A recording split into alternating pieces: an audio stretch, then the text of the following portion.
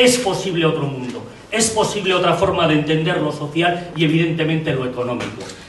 En ese sentido, para Amaiur es fundamental, y es una de sus piezas clave, las políticas socioeconómicas.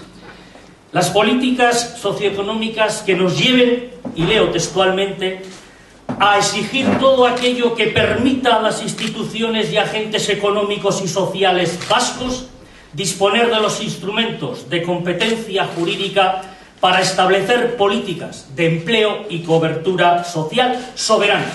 E insisto, políticas soberanas, tan soberanas en Euskal Herria como pueden ser las españolas o las francesas. No queremos tener más soberanía que los estados, pero tampoco menos, que se entienda.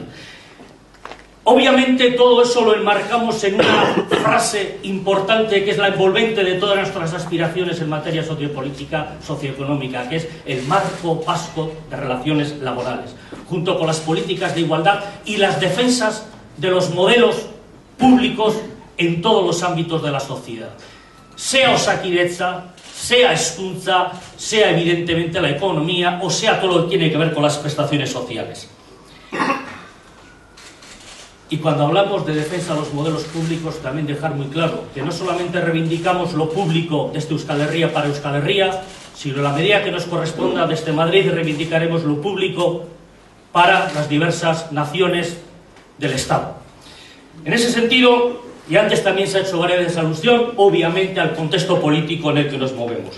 Un contexto que se caracteriza porque, por un lado, el conflicto político está en la agenda internacional, hoy más que nunca, mañana más que hoy, y por otro lado, porque también en la agenda de la sociedad vasca está el derecho a decidir. Una sociedad vasca que interpretamos está incómoda y disconforme con un marco jurídico político que está ya de sobra agotado y por tanto que hay que poner en vías de superación. Somos conscientes de que la decisión sobre el futuro de este pueblo está en manos solamente de este pueblo, de todas sus sensibilidades, pero solamente en manos de este pueblo.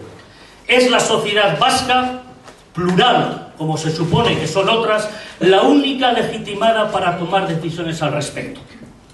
Pero también sabemos que hay aspectos que tocan a la paz, que tocan a la normalización política, en la que el Estado español es un actor necesario y más tarde o más pronto, como tal actor tendrá que actuar. Nuestra hoja de ruta en el camino de la